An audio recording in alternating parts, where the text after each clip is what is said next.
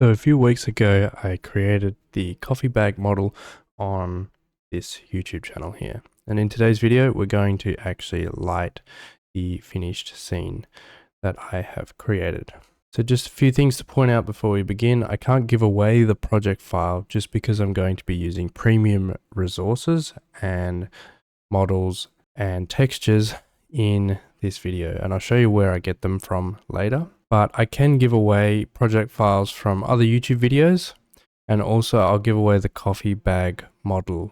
If you just go to the link interactive.studio/download free assets. Let's jump into the video. All right, so I'm going to go through my process of actually creating a scene like this. And so I have an idea in my head of the mood, the look, that sort of thing that I want to go through and create. And so the first step is actually to gather some references. And so this here is the references that I gathered. And so what I'm looking for is to gather references that help me with the mood, the colors that I would like to have in the scene, the lighting, and the composition. So it's just all about the look and feel of this scene. And I collected a lot more images than this, and I just used PureRef to collect them all. But I'm also want to keep in mind that the images and references I'm collecting are relatively unrelated to the actual scene that I'm doing. I don't want to go out and look for coffee bag photography. And the reason is I don't want to copy. And so I can choose any of these layouts and match it. And not many people would notice if I change the objects and the colors and everything in the scene. It would be enough of a change that it would be my own work. But if I went out and just looked for a coffee bag render and just used that as my reference, I would end up copying it too closely. And so it's especially important for scenes like this where there's a lot of creativity and it's not just a product on a plain background, that you pull in references that are unrelated to the actual topic. So then I also want to show you where I get my premium resources. So I'm going to be using textures, light textures, gobos from Grayscale Gorilla, paper textures from Grayscale, and I also used some other stone textures for the background, some wood textures for the table that I'm going to render. And so Grayscale has some super high quality resources there and textures that I use all the time, and I love them because they are so realistic. And so that's just 66 a month, 468 a year. It's quite expensive, so you can choose whether you want that. There's some other sites, Polygon. There's also free sites like Ambient CG if you want to go there. Then you could also check out Blender Kit. It's a lot cheaper. They have a free plan, or it's $14.90 a month or 108 a year. And I use some models from Blender Kit.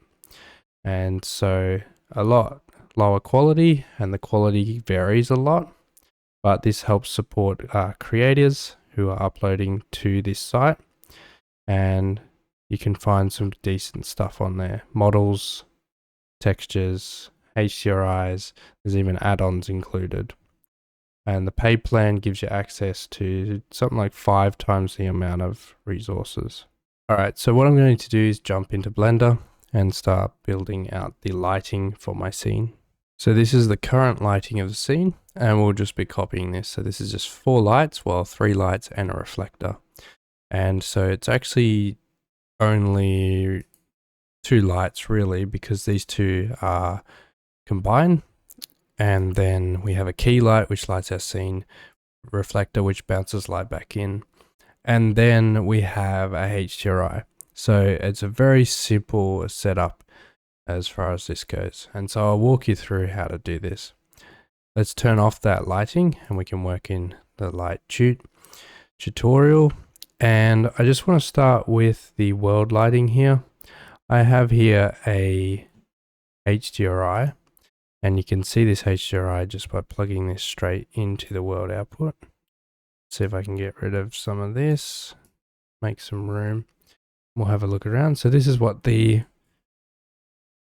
HDRI looks like. So this is from Blender Kit, and it's just the Forest Cabin HDRI. And so with Blender Kit, it's just an add-on, and you can log in and you can just search in here HDRI, and I just search for coffee. I think I searched for coffee, and you'll see all these HDRIs, and you can start to look through these. And so this one's here, just a cabin interior. And so let's go through some of what I've done here. So let's just connect to this output. So this is what, if I control shift click on this node here, it'll just stick it straight to the surface, and I can have a look at what's going on. So let's have a look around. So we just got this big scene here. And this is our scene, a coffee bag. And I've tried to use realistic world scale.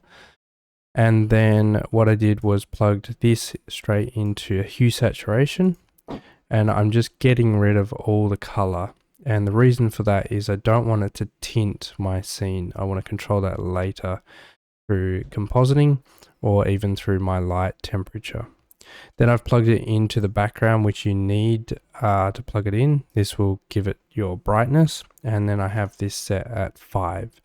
And so that starts to light some of the scene here, and adding very light amount of light, not much light to the scene, sorry. And then what I'm doing next is, because I didn't want this to be visible in the camera, which you probably don't need to worry about this too much because I've got a background and all the camera angles don't show this background. But initially when I was working, I saw the background and I just wanted black.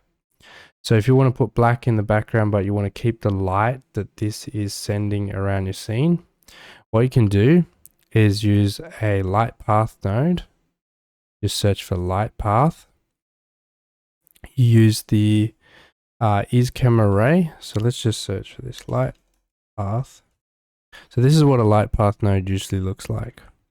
And so what you would do usually is just go, you're looking for is camera array, and then you plug that into the factor. And so what this does is there's a yes and no to this. So show in camera versus don't show in camera. And so when we plug that into the factor, it says, tells Blender to show the light in the camera. And then in the second one, show this, or as in, to explain it simpler, what is happening is this one here is just putting the light through. So that would be like your, is it your transmission? One of the rays. Anyway, it's sending through the light rays into shader 1 here. And then shader 2 is actually the camera visibility. So then I'm just plugging in straight black background with 0 strength. And so what happens there is, if I clear all this, the background is black, but you'll notice that I'm keeping the light from the HDRI. All right, let's move on. But before we do that, let me just tell you that if you want to learn how to use Blender for product rendering professionally, then you should grab our course, Master Product Visualization, which has over 3,000 plus students and will teach you everything you need to know, from packaging to modeling to lighting and doing product animations inside of Blender.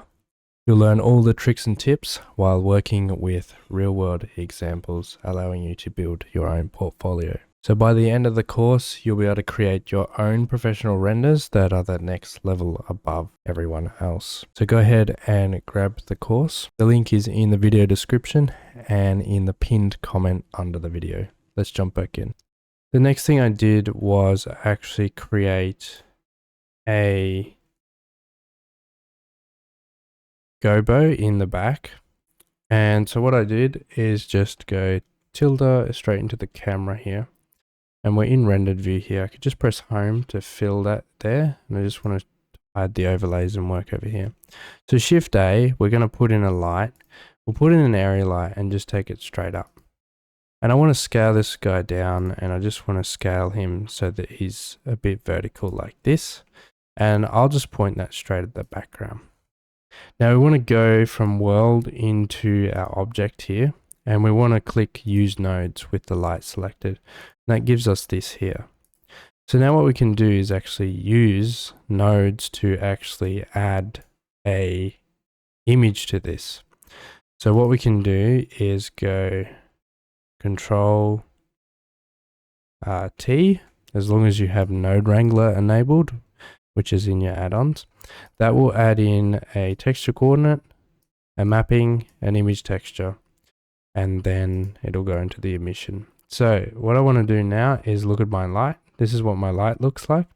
It is currently pink because I don't have an image texture. So let's open this guy up. I think I've got my, and I've just got a Grayscale Gorilla Gobo, which is just a black and white texture here, which just tells Blender that any black don't emit light, any white you can emit light. So let's select this and I'll show you what it looks like. So see now, it looks like there's a window here. And so then this plugs into your strength of your emission and it pumps out light. Now it only pumps out light in the white parts here. And it uses the UV, which previously in Blender we had to do a funky setup. But it uses UV now, so super easy. Let's go tilde and then we'll look through the camera view here. Alright, so you'll notice nothing is happening, and that is because of our lights spread. So currently our light spread, if we have a look at it, what is happening with our light at the moment with 180-degree spread is the light is just spreading out there.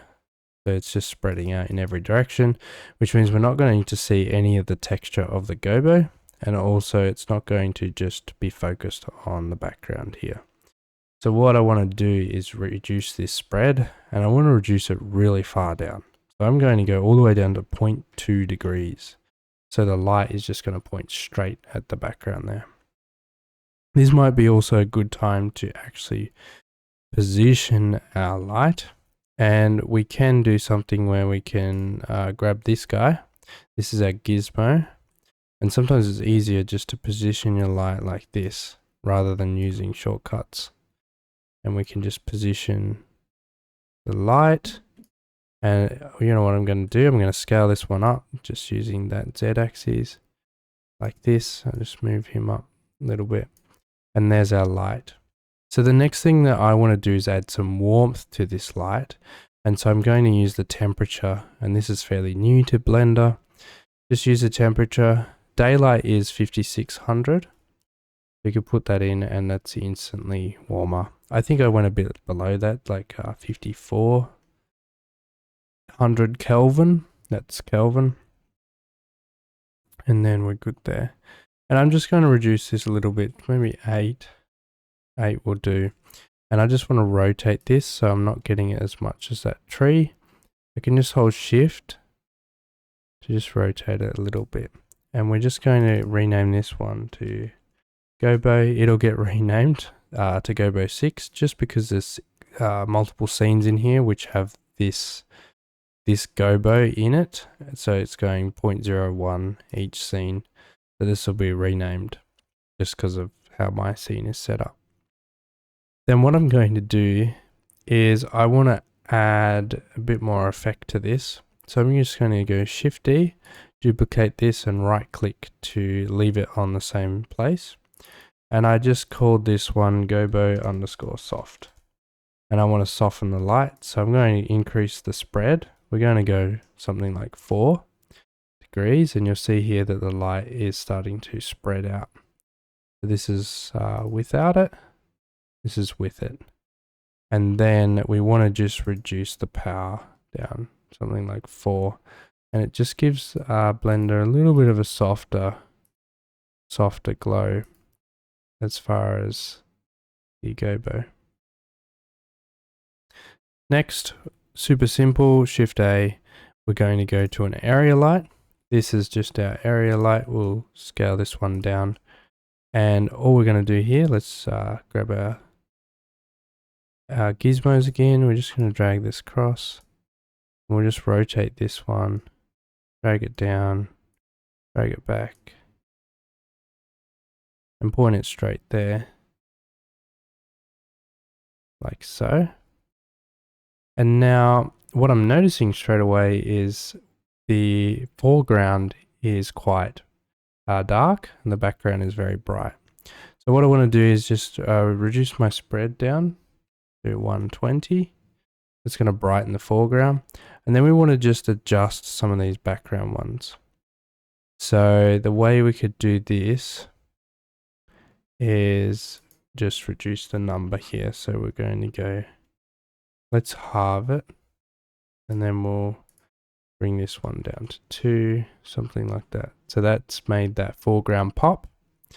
And then we'll call this light a key light. So we'll grab this one, we'll just press F2, and this will be called the key light. So key underscore light, like so. And a key light just stands for main light. That's just what it is in photography terms. And I might just increase this 145. I might increase the size. The size of this light will determine how soft it is on our scene. So the bigger the light, the softer it is. And also adjusting the spread will also change how soft it is. So the higher the spread, the softer the light. Now, what I did in my scene is I just want to increase brightness some more. And all I did was let's bring this closer. The closer the light source will also soften the light, just because it makes it bigger relative to the object.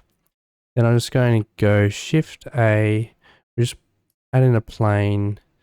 I'm going to scale this plane down using S, and then we'll just rotate this one on the Y by 90, and then I'll just move this over here. And that just serves as a reflector. So it's a white plane, and what's happening is the light is just hitting that, bouncing back into our scene. And so that's just reflecting it there. Now what I'm going to do is just maybe adjust some of this a little bit more. We'll go up a bit, 160. And I'm just going to see what I can do as far as this light. I'm just focusing on the highland here, it being quite bright. Now I maybe want this light a bit bigger.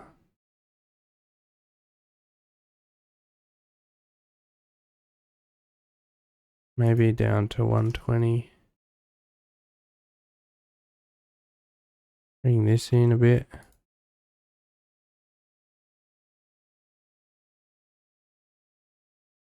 And can't save it. Let's rename this one.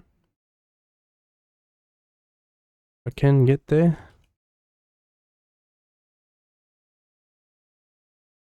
And then we'll do a render out first that I have got some compositing going on, and I'll explain that just in a second after we hit a render. Let's go Control S, save, and then render. Usually you would turn off the rendered view. Usually mine just covers it, but in this case it's just done it down here for some reason. The thing that I would add is add some bokeh to your, which bokeh is just a blur. So add depth of field to your scene, and that'll blur the foreground and background, and just focus your camera depth of field onto the coffee bag. I might reduce this just a tad, 14. Go Control S, save. F12, we'll give it another render. I'm just using 512 samples, so not too high, and denoising is turned on. If you want a ton of detail in this, what you would do is, if you don't want to lose all the paper texture, especially if you're doing close up, you would increase your samples, turn off denoise, and just increase the samples and render until there's not much noise. But in this case, we're good. then I just want to go through the compositing here. And I'm just going to start by, don't need that one. So this is, we start just by muting each one, and I'll show you. So I've just got a curves, RGB curves. This is just a slight S curve going on, and I can't really see the end result here just because it's not plugged out. So this is an S curve, just a small S curve. This just boosts the contrast a little bit in my scene. You can see this is without it turned off, with it turned off, sorry. And you can just press M to mute a node. And this is with it turned on. So that just makes it pop a little bit, adds a little bit of contrast. And then what I've got here is I've got a, if I just press O, I've just got a mask. So let's turn these back on. A mask, and this is an ellipse mask set to add. I've got it positioned in the center, which is 50-50. I've got it at a size of 0.9 by 0.5, which just gives me this shape here. Then that goes into a blur, which blurs it like this. And what I could do also, you could a little. We're just looking to add a vignette here. And actually, now that I think about it,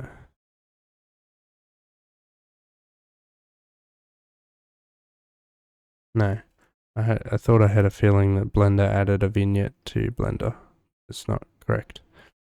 And then what I've got here is a mix node, and then the blur is plugged into the factor, which just basically tells Blender which image to place where based on our ellipse. And so then it's going to show in the black areas here, it's going to show this node here, which is just our image, and then the brightness decreased by. So if we turn this off, it's just this old image. We turn this back on, it's added the vignette around the edges. And then you could bring the vignette in.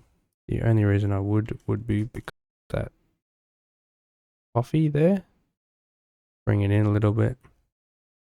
And then it mixes the two, combines it, and that's my output, which is that.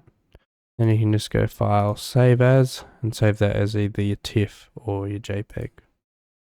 Alright, that's it for this video. If you have any suggestions, drop them down below or join the Discord and pop your suggestions in there. Also, make sure to check out the course if you're interested in going professional in 3D product rendering as either a designer or a photographer, or maybe you're just coming from another software like Cinema 4D. Alright, I'll see you in the next one.